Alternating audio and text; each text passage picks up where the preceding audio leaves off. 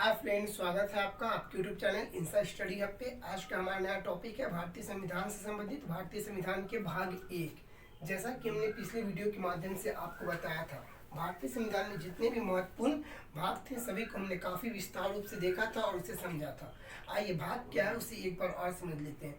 भारतीय संविधान की बुक में जो सिलेबस वाइज दिया हुआ है, जो चैप्टर्स वाइज दिया हुआ है, 1 2 3 4 5 प्रथम चैप्टर में क्या है, द्वितीय चैप्टर में क्या है, तृतीय चैप्टर में क्या है, उसे ही हम भाग कहते हैं। और जो पेजेज है उसे हम आर्टिकल कहते हैं। तो मूल संविधान में टोटल 22 भाग थे और आज वर्तमान में लगभग 25 भाग है। वह एक जैसे कि 4 का ए, 9 का ए, 9 का बी, इसके द्वारा उसे बढ़ा करके आज वर्तमान में 25 के रूप में हम देखते हैं। ठीक है। वहीं अनुच्छेद की बात करें तो भारतीय संविधान में टोटल मूल संविधान में 395 अनुच्छेद हैं, जो आज वर्तमान में 450 से अधिक अनुच्छेदों की संख्या है। तो भाग किसे कहते हैं, आइए एक बार आपको एग्जाम्पल की दृष्टि से समझाते हैं। जैसे कि ये एसपीडी करंट अफेयर है। ठीक है। तो इसका जो प्रथम पेज है, प्रथम या द्वितीय पेज में इसका चैप्टर सब दिया गया है कि इस बुक में कौन कौन से चैप्टर है। एज ए सेम भारतीय संविधान के बुक में दिया रहता है कि इसमें प्रथम में क्या है, द्वितीय में क्या है, तृतीय में क्या है। उसी तरह से टोटल भारतीय संविधान जब बना था तो उसमें 22 भाग को अंकित किया गया था। ठीक है। जो आज वर्तमान में 25 हो गई है। कैसे, तो 4 का ए, 9 का ए, 9 का बी इत्यादि को जोड़ करके आज 25 हो गए, लेकिन वास्तविक रूप से हम देखें तो 22 भाग और 395 अनुच्छेद ही है। ठीक है। तो आइए हम भाग 1 को समझते हैं और साथ ही साथ हम सभी के आर्टिकल को भी देखते हैं। दोस्तों, अगर हम 1 से लेकर के 6 तक देखें ना, 1 से 6 भाग तक, तो लगभग हमको 240 आर्टिकल तक के हमें क्लियर हो जाएगा। ठीक है। हमें याद नहीं करना पड़ेगा, साथ ही साथ इसको पढ़ते पढ़ते हमें याद भी हो जाएगा। तो आइए हम समझते हैं और इसे देखते हैं। आर्टिकल 1 में क्या कहा गया, आर्टिकल 1 में क्या कहा गया। भाग 1 में आर्टिकल 1 से लेकर के 4 तक का वर्णन है। तो हम 1 से 4 तक के आर्टिकल को अच्छे से समझने का प्रयास करेंगे। तो आइए देखते हैं। आर्टिकल 1 के अंतर्गत कहा गया है भारत राज्यों का संघ है। भारत राज्यों का संघ है, यानी कि 28 राज्य और 8 केंद्र शासित प्रदेश का संघ है, यानी यूनियन ऑफ इंडिया, यानी सभी देशों का सभी राज्यों का समूह है। ठीक है।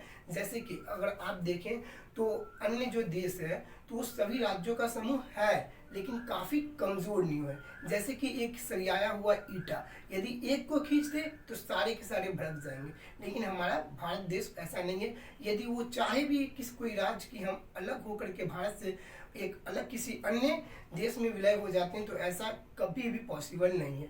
जम्मू कश्मीर ने काफ़ी कोशिश किया, लेकिन ऐसा पॉसिबल नहीं हो सका। ठीक है। देखिए क्या लिखा गया है, क्या लिखा गया आर्टिकल 1 के अंतर्गत, भारत के राज्य कभी भी टूटकर अलग नहीं हो सकते हैं। भारत राज्यों का समूह है, भारत के राज्य कभी भी टूटकर अलग नहीं हो सकते हैं। ठीक है। आइए दूसरे में देखते हैं।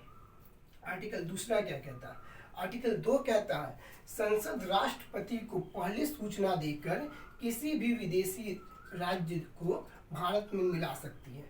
संसद यदि चाहे, संसद में कौन कौन होते हैं, संसद में होते हैं लोकसभा, राज्यसभा और राष्ट्रपति। तो संसद राष्ट्रपति को पहले सूचना देकर, ठीक है, किसी भी विदेशी राज्य को भारत में विलय कर सकते हैं। जैसे कि सिक्किम, सिक्किम जो ये आप देख रहे हैं, तो ये किसी विदेशी राज्य थे। ठीक है। जिसे हम सन 1975 ईस्वी में 16 मई 1975 ईस्वी में सिक्किम को विलय किए थे किसी अन्य कंट्री के देश से। ठीक है। तो ये किसके माध्यम से होती है, संसद के माध्यम से। देखिए क्या कहता है ये, संसद राष्ट्रपति को पहले सूचना देकर किसी भी विदेशी राज्य को भारत में मिला सकती है। ठीक है। इसमें राष्ट्रपति कुछ नहीं कर सकते या कोई अन्य राज्य कुछ नहीं कर सकती है, पूरी की पूरी इसमें जोर संसद को होती है। ठीक है। आइए तीसरा आर्टिकल देखते हैं। तीसरा आर्टिकल क्या कहता है। तीसरा आर्टिकल कहता है संसद राष्ट्रपति को पहले सूचना देकर, संसद राष्ट्रपति को, सभी में संसद का पहला वास्तविक बनता है कि वो राष्ट्रपति को सूचना दे। ठीक है।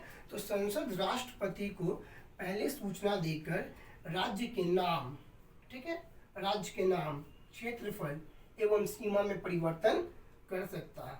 संसद राष्ट्रपति को पहले सूचना देकर के किसी भी राज्य का नाम, क्षेत्रफल या सीमा में परिवर्तन कर सकता है। जैसे कि नाम का देखें तो उड़ीसा से ओडिशा, ठीक है, उड़ीसा से ओडिशा, बॉम्बे से मुंबई, पांडिचेरी से पांडिचेरी, पुडुचेरी से पांडिचेरी इत्यादि के नाम में परिवर्तन किस आर्टिकल के अंतर्गत होता है? तो आर्टिकल 3 के अंतर्गत। ठीक है, जैसे कि अगर क्षेत्रफल में देखें तो क्या जम्मू कश्मीर का हुआ ना क्षेत्रफल में परिवर्तन, जैसे कि एक राज्य को 2 केंद्र शासित प्रदेश में बांट दिया गया। किसके द्वारा किया गया? संसद के द्वारा।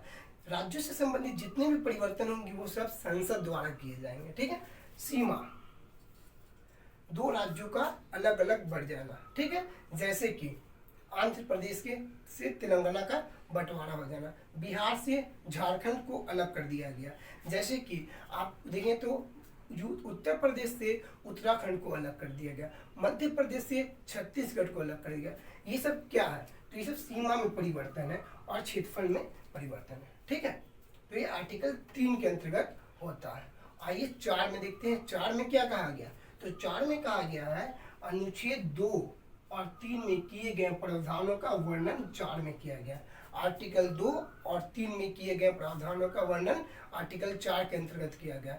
दोस्तों आर्टिकल 2 और आर्टिकल 3 अगर ये दोनों अनुच्छेद में कोई परिवर्तन होता है तो उससे पहले आर्टिकल 4 को लागू करना पड़ेगा किसी भी राज्य में। उससे पहले आर्टिकल 4 को लागू करना पड़ेगा किसी भी राज्य में। तो आई होप एक बार और हम आपको समझा देते हैं तो आप इसे अच्छे से समझ सकते हैं। देखिए आर्टिकल 1 में क्या कहा गया? भारत राज्यों का संघ है। आर्टिकल 1 में कहा गया भारत राज्यों का संघ है। आर्टिकल 2 में क्या कहा गया? आर्टिकल 2 में कहा गया कि किसी भी अन्य विदेशी राज्य को भारत में आप मिला सकते हैं। किसी भी अन्य विदेशी राज्य को यानी कि भारत से बाहर के राज्य को आप भारत में मिला सकते हैं। आर्टिकल 3 के अंतर्गत क्या कहा गया? आंतरिक परिवर्तन, यानी कि आप अपने देश के अंदर किसी भी राज्य के नाम में, सीमा में, क्षेत्रफल में परिवर्तन कर सकते हैं। ठीक है, और वही आर्टिकल 4 में क्या कहा गया? तो आर्टिकल 4 के अंतर्गत कहा गया अनुच्छेद 2 एवं 3 में किए गए प्रावधानों का वर्णन 4 में किया गया। तो आई होप आपको अच्छे से समझ में आया होगा। एक बार और देखिएगा, आर्टिकल 1 से लेकर के 4 तक आपको अच्छे से समझ में आ जाएगा। फिर हम नेक्स्ट वीडियो में देखेंगे नागरिकता कितना है? भाग 2 में 5 से लेकर के 11 में। फिर हम भाग 3 को देखेंगे तो मौलिक अधिकार काफी महत्वपूर्ण टॉपिक होता है। एक मौलिक अधिकार, आम आदमी अपने अधिकार को जानते हैं। ठीक है, मौलिक अधिकार। फिर 4 में हम जाएंगे तो 4 में नीति निर्देशक तत्व, फिर 4 के ए में जाएंगे तो मौलिक कर्तव्य, फिर 5 में जाएंगे तो संघ, फिर 6 में जाएंगे तो राज्य। यही हम देखेंगे तो लगभग 237 के पास हमको आर्टिकल याद हो जाएगा। और दोस्तों एक बार पढ़ने से काफ़ी अच्छे से आप याद कर सकते हैं, या फिर आप बिना देखे, बिना जाने, बिना समझे उसे रटने का प्रयास करेंगे तो वो इम्पॉसिबल नहीं हो सकता। ठीक है, तो आइए मिलते हैं नेक्स्ट वीडियो में। प्लीज़ वीडियो को लाइक, शेयर एंड सब्सक्राइब करना ना भूलिए। थैंक यू दोस्त।